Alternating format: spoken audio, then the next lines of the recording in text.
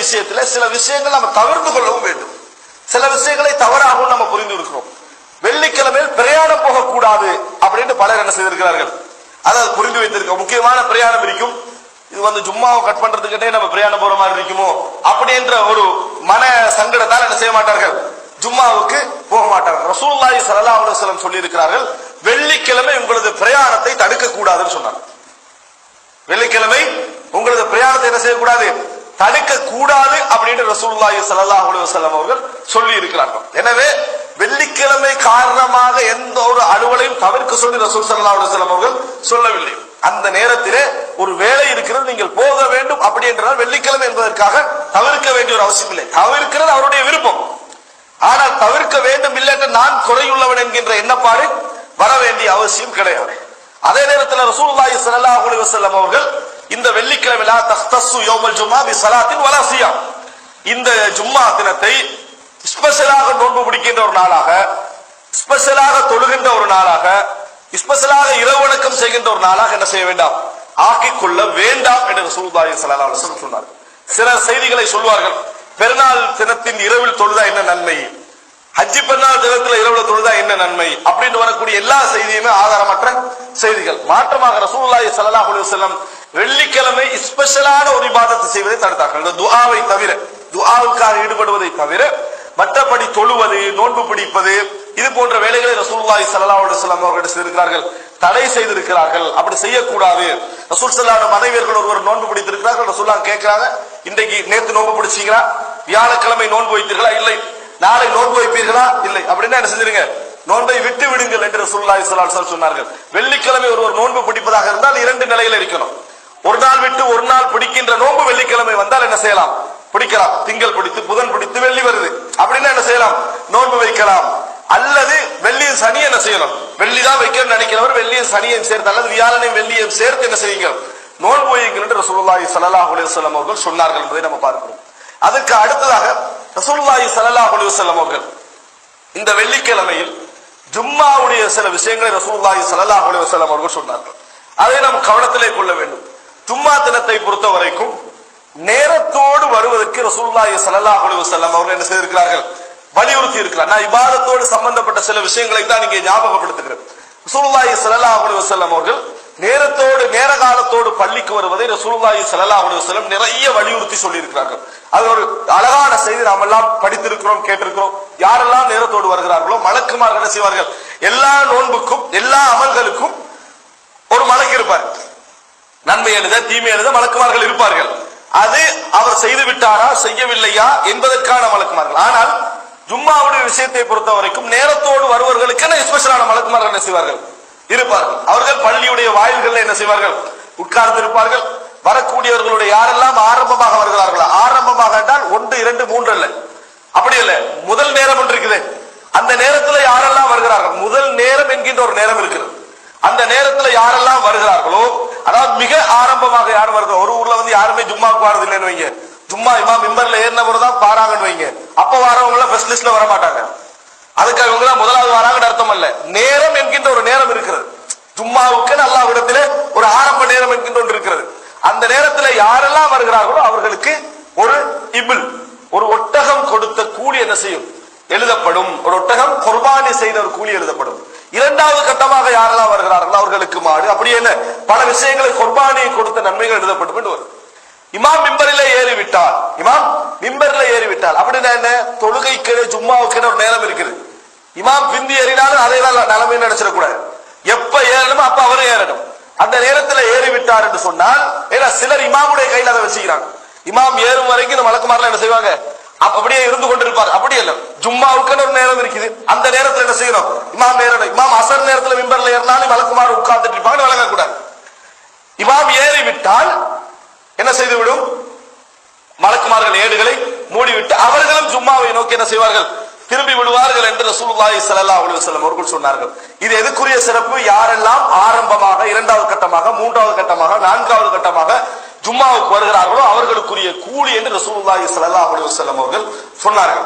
இஸ்லாமிய வரலாற்றில் பல அறிஞர்கள், பல இமாம்கள் எப்படி பழகி இருந்தார்கள் என்று சொன்னால், காலையில சுபகல இருந்து ஜும்மா வரும் வரைக்கும் அவர்கள் வேறு எந்த அலுவல்களையும் வைத்துக் கொள்ள மாட்டார்கள். அதற்காக வியாழக்கிழமையிலிருந்து என்ன செய்ய, அதாவது வெள்ளிக்கிழமை இரவிலிருந்து என்ன செய்வார்கள், அதாவது தயாராகி விடுவார்கள். காலையில இருந்து இதுக்கெனவே அவர்களுடைய அந்த சிந்தனை இருக்கும். அதுக்கெனவே அவர்கள் என்ன செய்வார்கள், இந்த ஜும்மாவுக்கு போய் நேரத்தோடு அமர்வது என்பதை ஒரு தனி பகுதியாக அவர்கள் என்ன செய்வார்கள், வைத்திருந்தார்கள். அதே நேரம் இன்னொன்றை புரிந்து கொள்ள வேண்டும், இது ஜும்மாவுடைய சிறப்போடு சம்பந்தப்பட்டதை தவிர ஜும்மா நிறைவேறுதல் என்ற கடமையோடு சம்பந்தப்பட்ட விஷயம் அல்ல. கடமை எங்களுக்கு எது என்று சொன்னால், இமாம் மிம்பரில் ஏறிய பின்னால் பள்ளிக்கு வருவதல் தான் கடமை. அது ரசூல் குர்ஆன் சொல்லுகிறது, இதா நூதிய லிஸ்ஸலாத்தி பி யௌமில் ஜும்அத்தி ஃபஸ்அவ் இலா திக்ரில்லாஹ் வ தருல் பைஅ. அதானுக்கு அழைக்கப்பட்டால் நீங்க என்ன செய்யுங்க, ஜும்மா தினத்திலே அதான் சொல்லப்பட்டு விட்டால் நீங்கள் ஃபஸ்அவ் இலா திக்ரில்லாஹ், அல்லாஹ்வுடைய ஞாபகத்தின் பக்கம் விரைந்து செல்லுங்கள், வியாபாரத்தை விட்டு விடுங்கள். இப்ப வியாபாரத்தை விடுவது எப்ப கடமை, அதான் கேட்ட பின்னால். ரசூல் ஸல்லல்லாஹு அலைஹி வஸல்லம் காலத்திலே அதான் எப்பொழுது சொல்லப்படும், இமாம் மிம்பர்ல ஏறிய பின்னர் தான் சொல்லப்படும். எனவே ஒருவர் இமாம் மிம்பர்ல ஏறி அதான் சொல்லிருக்கின்ற நேரத்தில் பள்ளிக்கு வந்துட்டார் சொன்னால், அல்லது இமாம் குத்துபாவுடைய ஒரே நேரத்தில் பள்ளிக்கு வந்து விட்டார் என்று சொன்னால் அவருக்கு ஜும்மாவுடைய கூலி கிடைக்கும். அவருக்கு ஜும்மாவில் கலந்து கொண்ட, ஜும்மாவில் தொழுத அந்த கூலி கிடைக்கும்.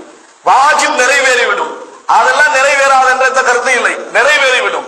ஏதோ அவருக்கு தப்பி போகும், ஒரு மிகப்பெரிய சிறப்பு அந்த நாள் அவருக்கு கிடைக்க இருந்தது என்ன செஞ்சிடும், தப்பி போய்விடும். ஒரு மிகப்பெரிய அருள், அல்லாஹ்வுடைய ஒரு நிஅமத் அவருக்கு என்ன செய்துவிடும், அந்த நேரத்தில் தப்பி போய்விடும் என்பதை நாம் என்ன செய்ய வேண்டும், புரிந்து கொள்ள வேண்டும்.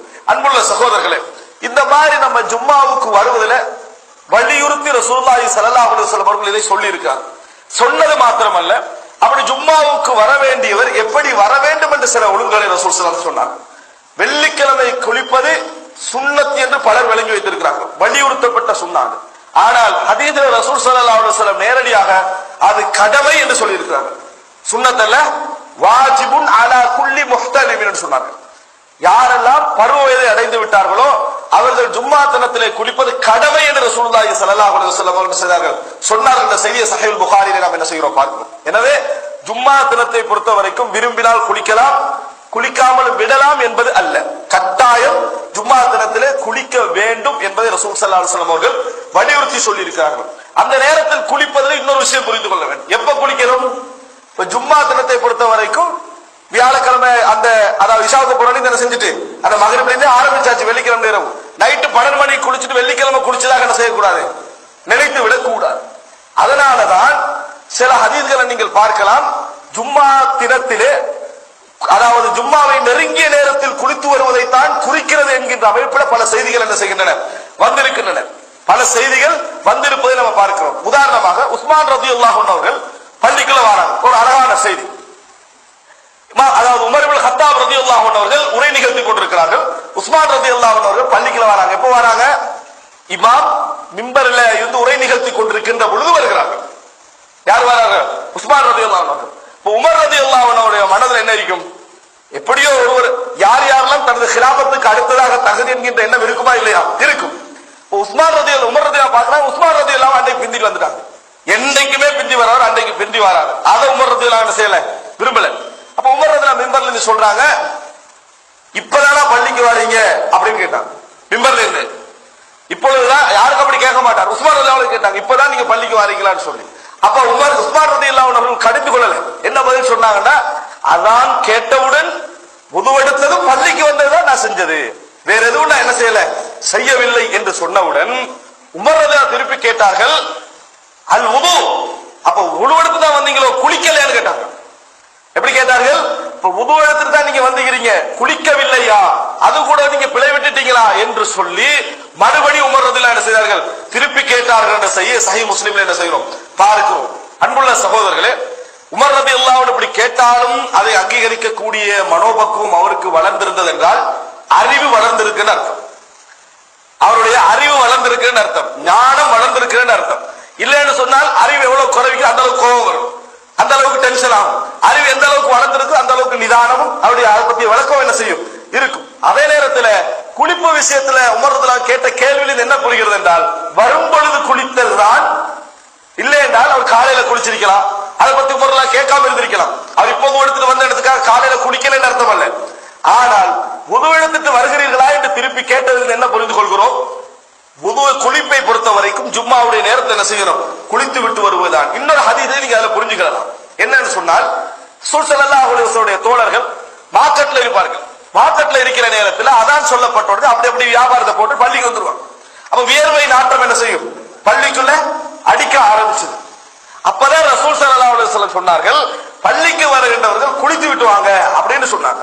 நைட்ல ஒரு 12 மணிக்கு குளிச்சவர் திருப்பி மார்க்கெட்டுக்கு போயிட்டு வந்தா என்ன நடக்கும்? அதே வியர்வை நாட்டம் தான் என்ன செய்யும்? அங்க இருக்கும். ரசூலுல்லாஹ் எந்த நோக்கத்துக்கு அதை சொன்னார்களோ அது பிழைத்து விடும். வெறுமனே இபாதத்தாக மட்டும் இதை சொல்லவில்லை. அந்த பள்ளியுடைய வாசம், அந்த பள்ளியுடைய தூய்மை, அந்த ஜமாத்துடைய தூய்மை, இவைகளுக்காக ரசூல் ஸல்லல்லாஹு அலைஹி வஸல்லம் சொன்னார்கள். எனவே கடைசி நேரத்தில் தான் ஒரு மனிதன் குளித்துவிட்டு பள்ளிக்கு வருகின்ற பழக்கத்தை என்ன செய்ய வேண்டும்? உருவாக்க வேண்டும் என்பது இந்த செய்திகளில் நாம் என்ன செய்கிறோம்? புரிந்து கொள்கிறோம். இஸ்லாமிய மார்க்கத்தை அல் குர்ஆன் சுன்னா அடிப்படையில் தெரிந்து கொள்ள இன்ஷா அல்லாஹ் ஹலால் டாக்ஸ் தமிழ் எனும் யூடியூப் சேனலை சப்ஸ்கிரைப் செய்து எம்மோடு இணைந்து கொள்ளுங்கள்.